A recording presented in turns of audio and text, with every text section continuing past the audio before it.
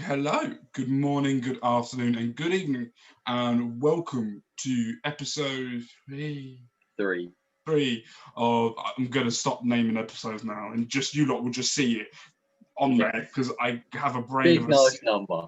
Exactly, I don't know what I do because I do five of them a week now, and it's all getting a bit confusing where I am with what. So to start off with five a week, I want to say thank you to everyone that's been able to join us, listen to us, watch us, do whatever you guys do, and help us grow. Um, Very shocked with some of the numbers, listens and watches through some of the shows that we do, especially the NFL, which has shot off. And it's been a lot of fun as well. It's getting me more into the NFL as well. So I brought the NFL network, which I never thought I'd ever do. And I'm catching up on all the things and learning about new stuff. And I now have a team that I support in Miami Dolphins, and just everything sort of unraveling through that, and it's very thankful. And Formula One has made me get into this, especially with Josh as well. It's made me sort of watch it more detail than what I would normally do in the background and just go, oh, how much money? Woohoo! I'm Yeah. actually now concentrating on he hit that chicane wrong, or he went a bit wide there. I'm sort of analysing it a bit more, which is quite surprising for me. And we do wrestling, but I've always been a critic when it's wrestling anyway. I've been a fan for 20 odd years, and I've always been a WWE guy, and I always will be, no matter how shit the product is 90% of the time. I will always watch it. Um, and that's one of the things. And we do Reading as well, where we do that twice a week on a Monday and Friday. Where Ryan comes on with Courtney on a Monday, and we have a bit of a laugh and a joke about certain games. And Courtney's really getting relaxed a lot more on the podcast, so he's coming quite fun to have him on. And a Friday, we're looking to build on it. I'm not looking to rest on my laurels with two people. I want to have more people on the Friday podcast where you have different perspective on different things as well. So we're looking into that, and we're going to see what we can do moving forward. So we can get more detail for you guys building up to the game on the weekend. We've got Sheffield Wednesday this week on Wednesday, which will be the day that you lot listen to this. So on the day, if you want to see a live reaction to the game if we're winning, listen or watch to the NFL show that we will be doing on Thursday, because we record it the exact same time as when Reading are playing.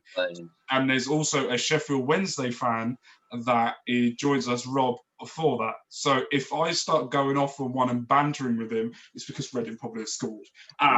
So check us out for that, and we will do that. But we're going to be doing this for a very much foreseeable future. We see what happens over Christmas. And what we're going to do, we might give some of them relax over the Christmas period because people want to spend time with their families, and then we will carry it on after New Year. We might not. It all depends on if I can be bothered, and that's about it. If I can be bothered or whatever happens. But we're just going to go week by week. I sound like a football manager. Game by game. You take it game by game. Paul Clement's finest. Exactly. So don't forget as well, we're going to do the normal spiel as well, which at some point I really want to stop doing because it annoys the hell out of me. Is don't forget down below in the description. I'm going to do it. You know when you listen to the radio and they do it really quick? Well, down below in the description, you do 5% APR. No.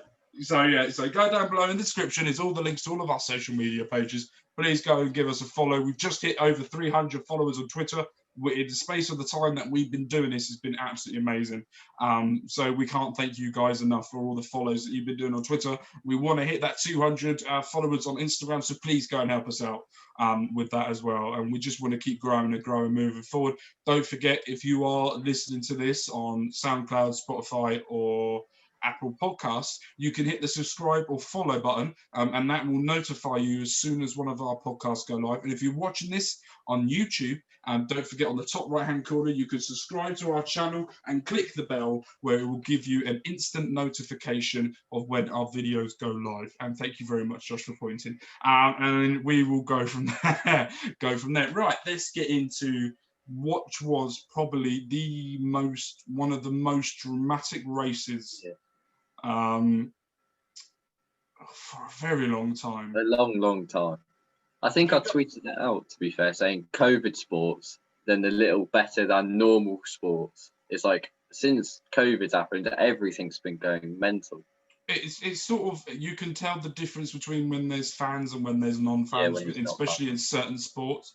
Formula One Not as doesn't much. really make a difference, but at the same time, it's been an absolute. So let's talk about it. Let's go into the main.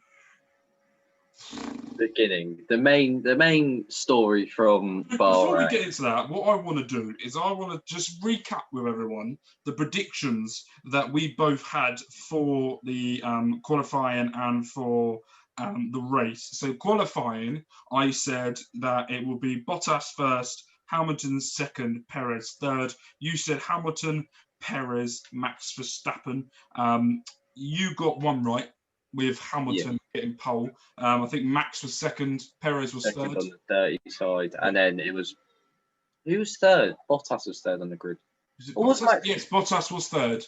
It was Bottas. I can't remember. I can't remember that. Perez, I can't remember. Check. I'm gonna go look, but I can't remember. So this good professional, isn't it? Can't fucking remember. Yeah, well done us. It was quite literally like 3 days. We only had one job to do. So Hamilton was first, Bottas was second, Verstappen third, Albon fourth. So I got an extra point. Just to point out, I got an extra point because Max qualified third. Oh fuck! You did. We just well done us. I actually got it. So I'm 4-2 up instead of 3-2 up in the prediction game. Yeah. You said before this as well how angry he was at me for getting it right. Oh, no. It doesn't even matter in the end. No, I should really look. The Albon was fourth, Perez was fifth, Ricciardo and Ocon was sixth and seventh, Gasly was eighth, Norris was ninth, Kvyat 10th, Vettel, Leclerc, Stroll, Russell, Sainz, Giovinazzi, Raikkonen, Kimi, Magnussen, Grosjean, and Latifi was at the back. So you got 2 out of the 3. Fuck me! How did I get that so wrong? 2 out of the 3 correct. It's so bad that I was looking at that on Saturday as well and Sunday all day because I was talking to my mum about it, and I didn't realise till just now that I've got it. I didn't notice that until just now as well. Well, that shows how good we are at looking at it. So going into attention from us. Yeah. So going into that race, we all expected, I think, Hamilton to set off the pace. But I didn't expect Bottas to have such a bad start. I think it was partly to be he was on the dirty side of the grid. Because then when you see the second restart, which we'll get to, Max was second and he got a poor start as well from second on the grid. But he just managed to keep. But then you could say at the same time that Albon also had a very good start.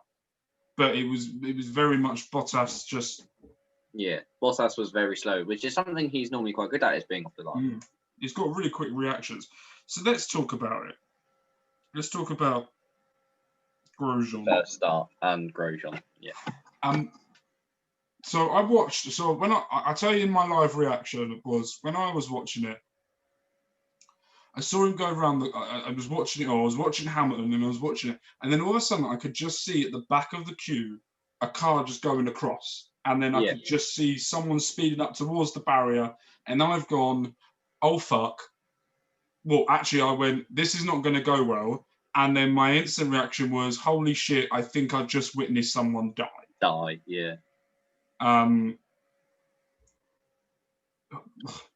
It was. I realised quite early what's happening because I saw, I think it's Raikkonen go off as you're looking at it on the right, but it's on the driver's left.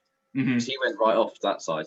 And so I'm already looking back there and I just see Grosjean go flying across. I'm like, I just go to my mum, oh God, what's happening? And then it hits the wall and instant flames. And literally me and my mum turn to each other and go, oh shit, what's going on here? Like heads in our hands, worried because what's happening to Grosjean here. It was one of the most shocking moments I think I've ever witnessed in Formula One. Maybe in sport in general, in a number of years. It's really scary. It was really scary. It was one of the... You didn't get out of the car for a while. It was... So I was listening to what people were saying and what was going on. And one of the things that I was listening to and what I heard was that they do a reaction burst into flames test pre-season. Yeah.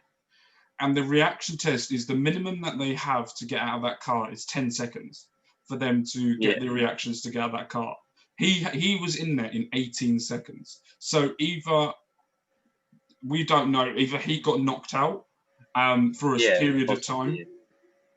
What was when you watched it, just tell me what you thought. It was very worrying. Like, everything stopped, and you kind of just sat there and were like, you're waiting to see this helmet come out through the flames, and you don't for a little while, and then you do see it, and you're like, I said to turn around to my mum and went, one, fucking hell, that car's in half, and two, he was in there a long time.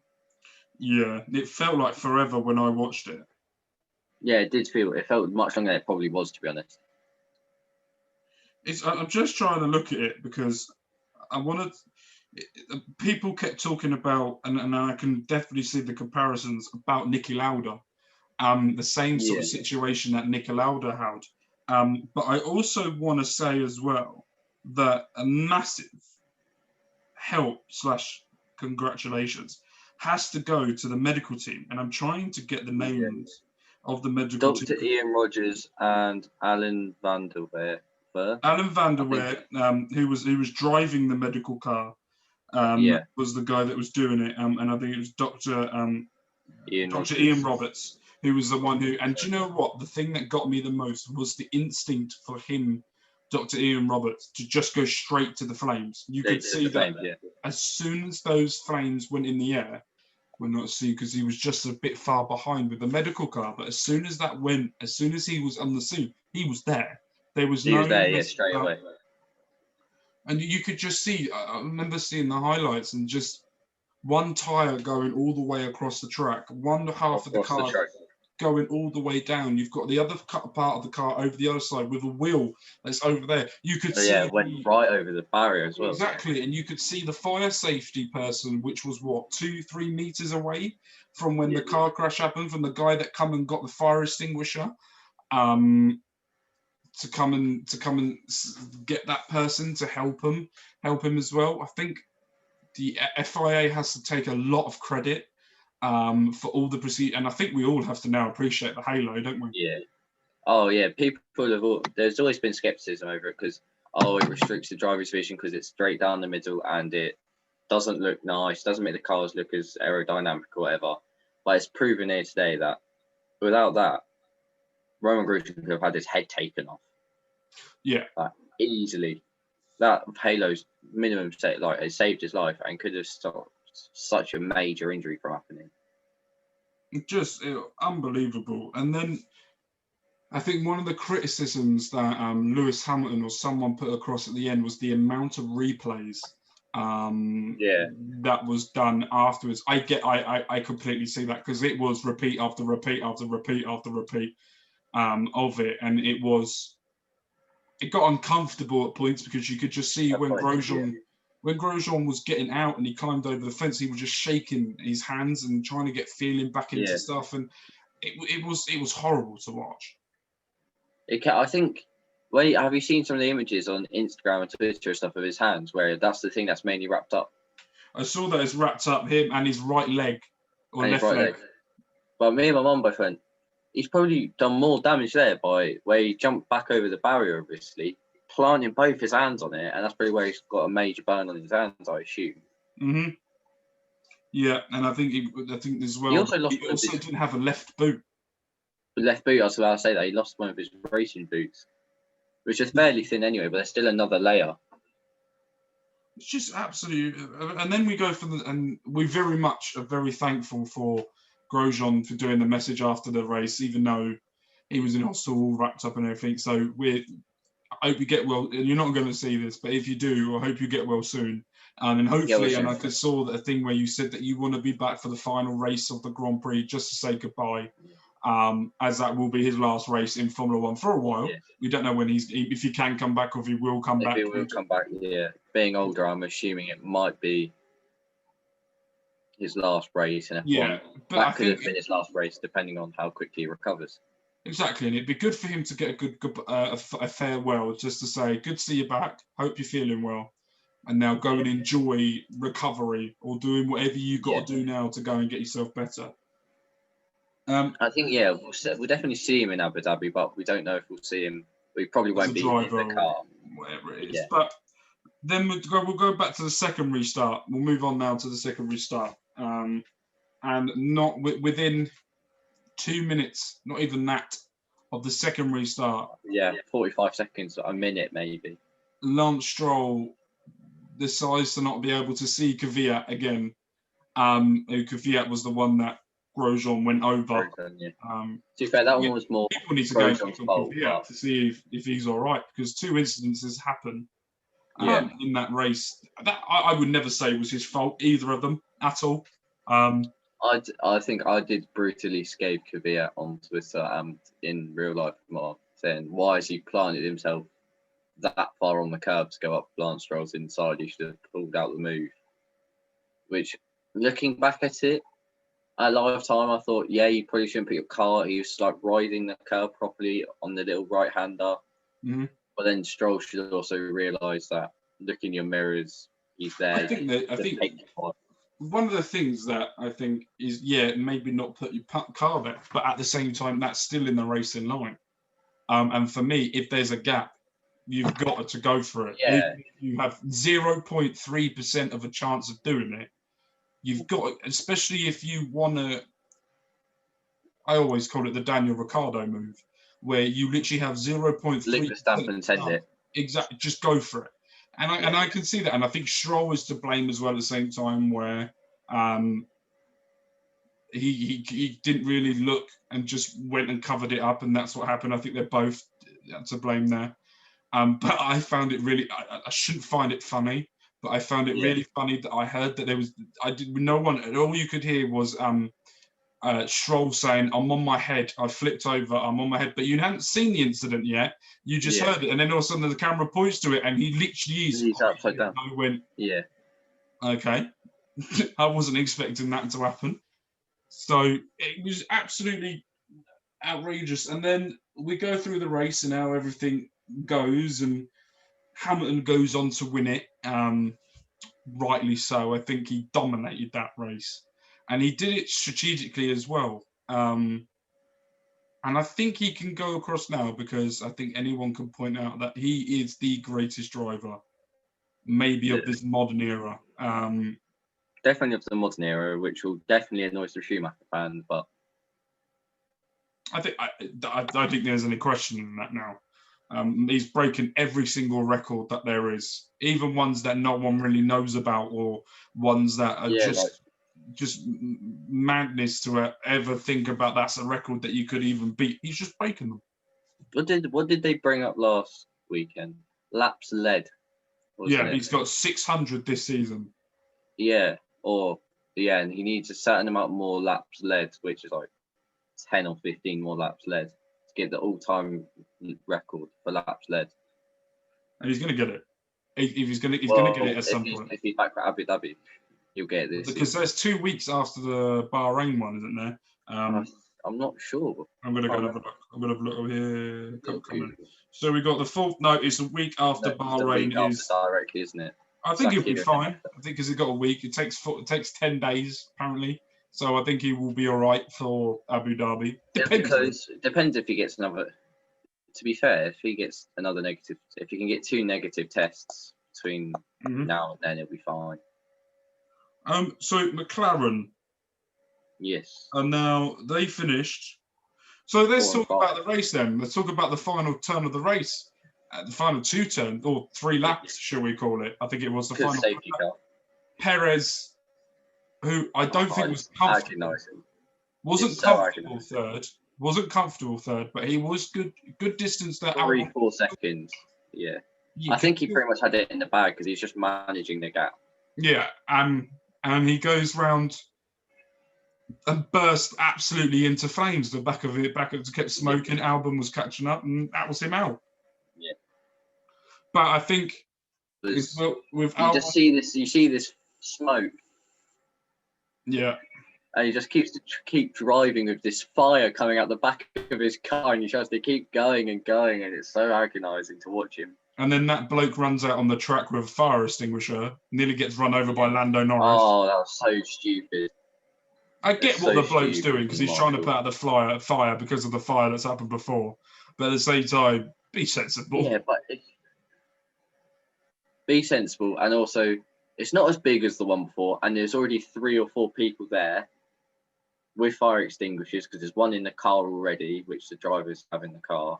There's Marshall on the other side with fire extinguisher already, and you've got them running across the race track with cars still going past. Like, take your time. Yeah, and that was very much. So then Alex Albon finishes 3rd, which I predicted. Thank you very much. Oh, shush. So I predicted that, so I should get double points for even thinking Albon would get. I should get double points because you tried to scam me out of a point. It won't be the only time I scam you out of points, so don't worry. Don't worry about that. So in the end, you were the closest, which was fucking well. We both were. You got Hamilton and Verstappen first and second. You got Daniel Ricciardo 3rd. I got Hamilton, Perez, and Albon. Which basically I would have wanted Verstappen to get the engine fire problem, and then I would have done the complete. Verstappen got the engine failure. Exactly, and I got the complete 3. But we will do. You still would have been a point behind. Exactly, we will do our predictions for they call it Grand Prix. Yeah, which is basically Bahrain with Bahrain Part 2 of the oval. Yeah. So we're going to be doing that at the end. As stated and as very obvious, Grosjean won't be there, and he will be replaced by Fittipaldi for the next race.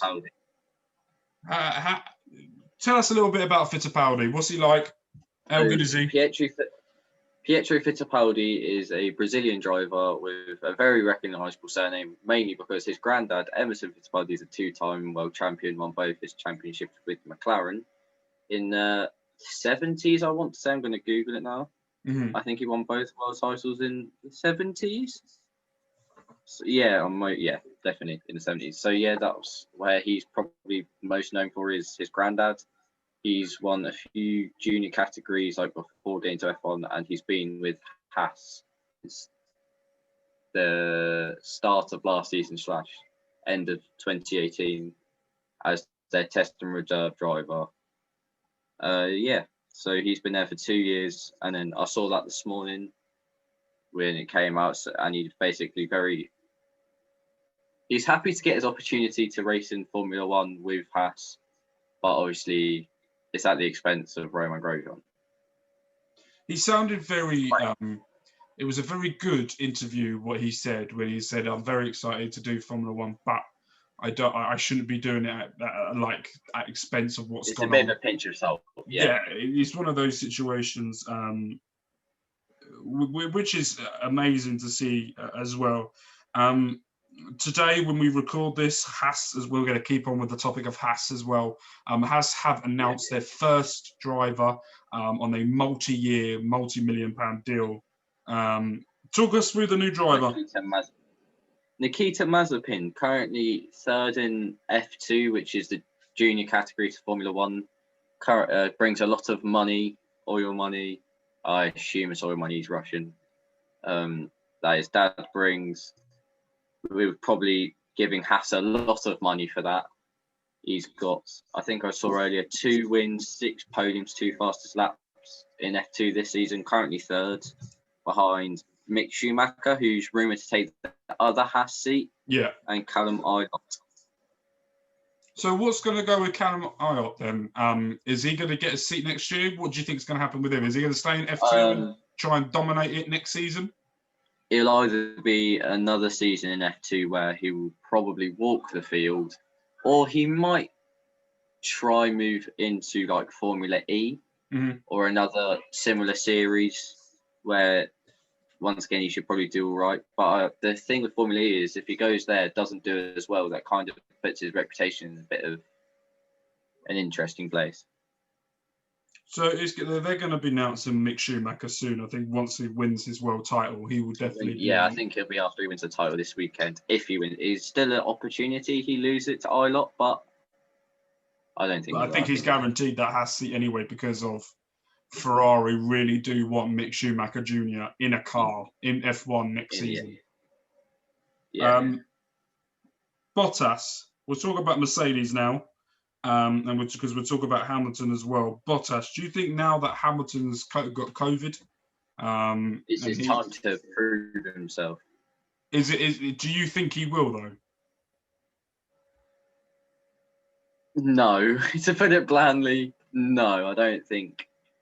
I can even see him being, depending on who takes the Mercedes seat, could still even be out qualified, which would be a real shame. But if he gets out qualified by Van Dorn or Hulkenberg or Gutierrez, whoever takes that seat, if he gets out qualified by them, then so Mercedes are still working on it. Their reserve driver Stoffel Van Dorn will travel to Bahrain after completing his Formula E testing in Valencia in Spain on Tuesday, as well as originally planned. So it looks like also it could be in contention as well that George Russell could be into contention to take over. To take the seat as well. To take the seat as well. There's also go for Nico Hulkenberg as well to do 3 races, subbing in for Sergio Perez, Lance Stroll, who he took over from then as well. So it could either be Stoffel Van Dorn, it could be George Russell, just to see how he gets on in a Mercedes seat, and Williams will probably get quite a big compensation, like a loan transfer sort of thing, I would say. Give him some money to cover whoever takes, which I would assume would be quite a bit. I'm not sure. Yeah, I don't know who to take that Williams seat then. Maybe Van Dorn takes the Williams seat. Yeah. Maybe they do a Van Dorn to Williams and let George Russell go into Mercedes. I just don't see Williams agree. They'd have to get Williams to agree to that, and I just don't see him agreeing to it. I reckon they would if they get good compensation or something out of it. I think if you're Williams, you will go, okay, all right, but help us with an engine, or help us with something else, or give us something that will help us push to do a heck of a lot better than they've done this season next year. A bit of extra money to go towards next season's car or something. Exactly, and that's one of the things I think might play on Mercedes. Yeah, they don't want to splash the money around and show who's boss, but at the same time, why not get George Russell in and give him a test in that Mercedes car just to see if he is able to, if Hamilton does go at the end of this season this could be the play that makes him go, you know what, I've had COVID, I don't fancy it again. It's going to be interesting, I think, what Hamilton does. I've just got a little thing up now that I've seen on Twitter, which is there's 4 spaces still for the grid next season, considering it's now Tuesday, the 1st of December. So there's one Haas that's available. One Haas, one Red Bull, one AlphaTauri, and a Mercedes. Is it Kvyat's?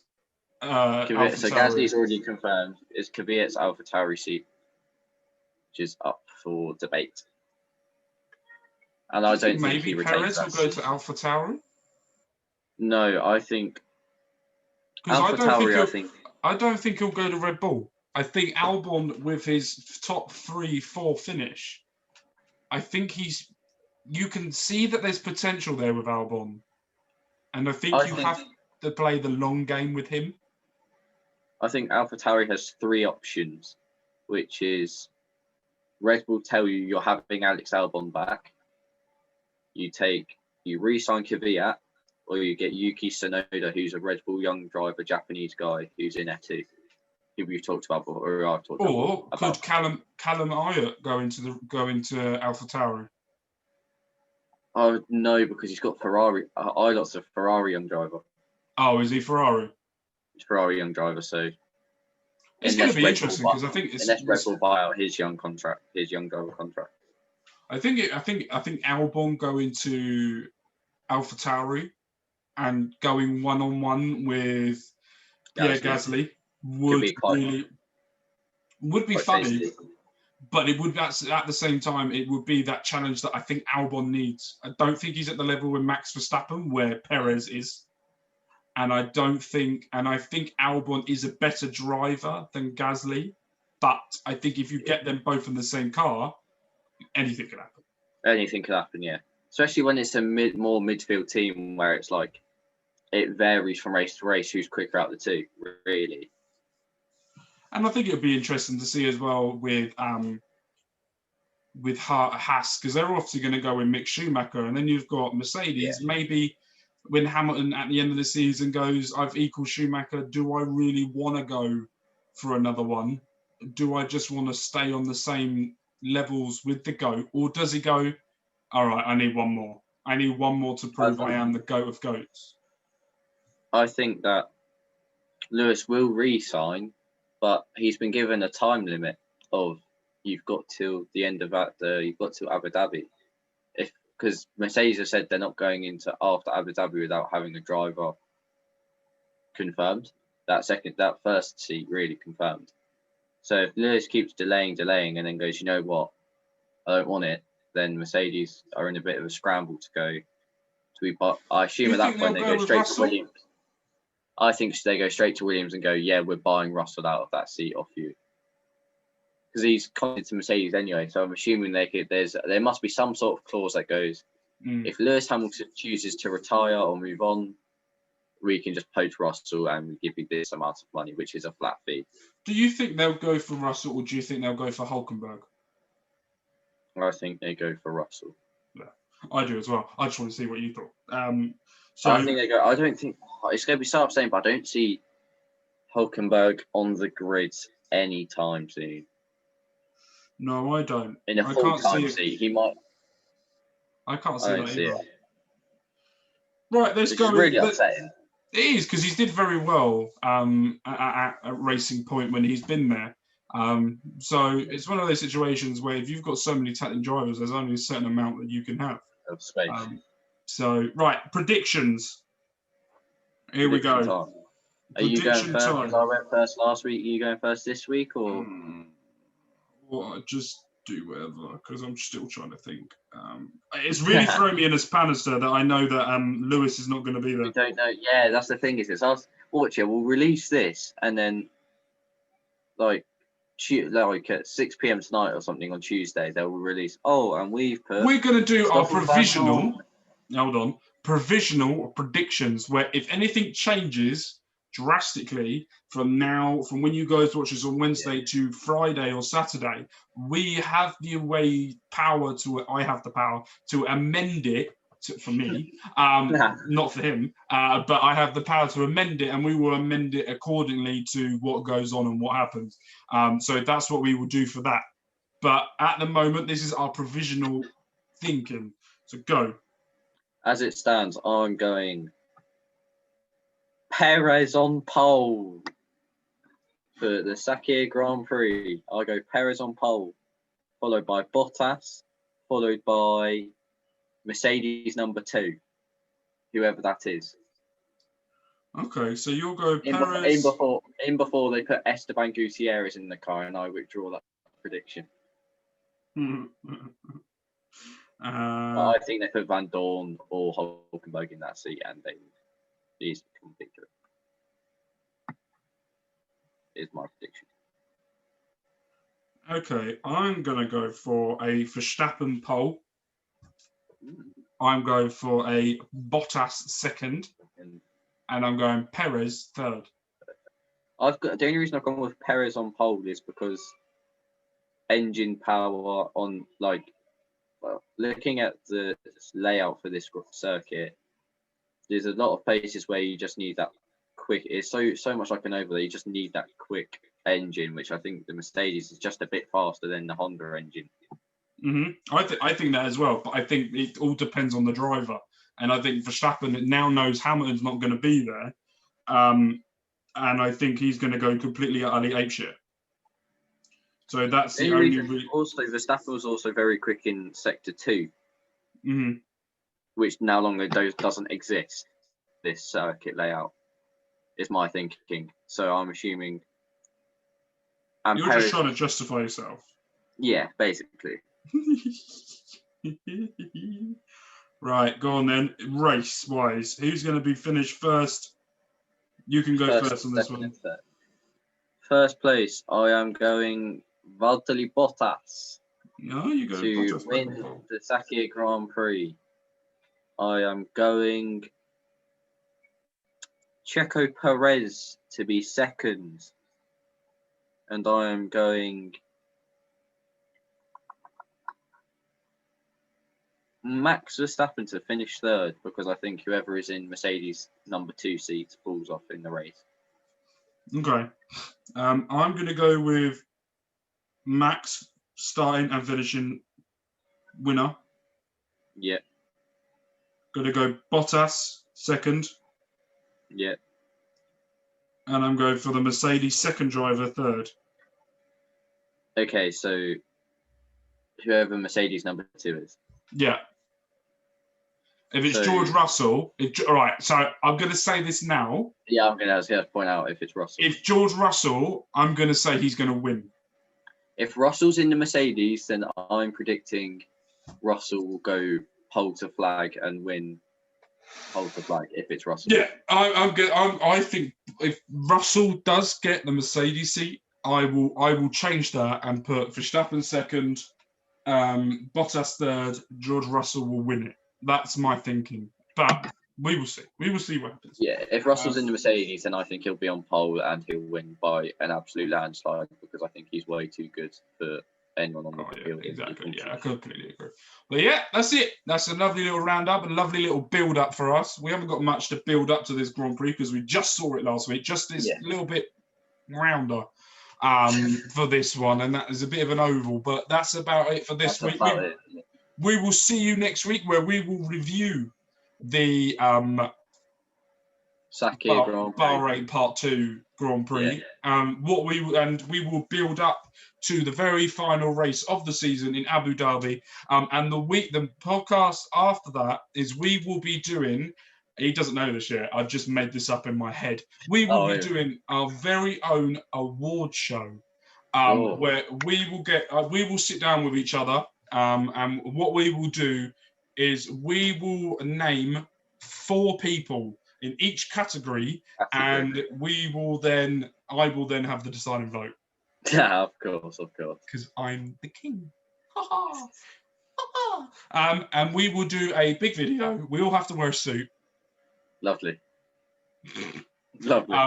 Morning, Miss Magpie. Afternoon, Miss Magpie. Afternoon, Miss Magpie. Evening, whatever the fucking time is. And we will do a fun award ceremony. Who we think is the best driver, best car, funniest haircut, best feet. All stupid random shit as well. We will definitely do that. A Robbos Gobcast sports show special award show. Full of stupid things. We will do this for wrestling. We will do fun for that one time of the year. We will do the same as the end of the NFL season as well, where we will go through what we think who's done best and all of that. Yeah. And at the end of the Reading season as well, we will do a award show for that as well. But we're just gonna have a bit of fun and have a bit of a laugh during the off season. Between December and March. It's a bit of a short. At least it's a shorter off season compared to normal. Yeah, so we're going to do a lot of things. We will specifically talk about certain cars and makers next season. We'll talk about their history. We will talk about where we think they're going to be, where we think that's going to happen. And what we will do is a week or two before the start of the season, we will put our predictions for the end of the season, where we think every driver is going to finish. So first to 20, full list. Yeah, we will do the full list, and where we think the constructors as well will happen. Here's a bold prediction from now. Latifi will be bottom of the standings. Thank you. Bold prediction. Latifi will be bold prediction. Latifi will win the F1 World Championship. Williams will come with a super turbo car. Williams will finish 1-2 between now and infinity, and will never not win a race between now and the end of time. So it will be interesting. But yes, thank you guys ever so much for watching. We will see you guys next week, where hopefully we don't see what we saw last week, but a bit of entertainment. Bye. Minus me winning. I haven't paused the recording yet, dickhead. Yeah. Bye, dickhead.